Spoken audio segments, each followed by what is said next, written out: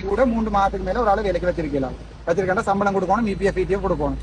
அது வரை 6 மாதம் 9 மாதம் விரும்பி தான் கடிதம் கேட்டெல்லாம் செல்லுபடி ஆகாது.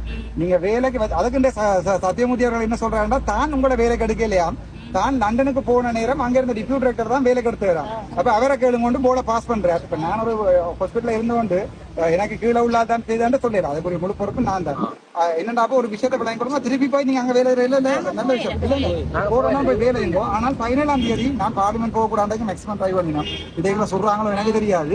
ஆனால் 17ஆம் தேதி காலமே மக்கள்கிட்ட பிரச்சனை சொல்லி உங்களுடைய வேலை இல்ல பட்டு 2 விஷயம் விடிய 10 மினிட்ஸ் டைம் எடுத்து நான் கதைச்சா பிறகு அதுக்குரிய இன்கொயரி ஃபார்ம் பண்ணப்படும். இன்கொயரி ஃபார்ம் பண்ணப்படைக்கு அங்கே வைத்திய சத்தியமூர்த்தி தொடர்ந்தும் உங்களை அச்சுறுத்துவார் என்ற அடிப்படையில் அவர் அங்கிருந்து விட்ரோ பண்ணப்படுவார். அதில் எந்த சந்தேகமும் இல்லை.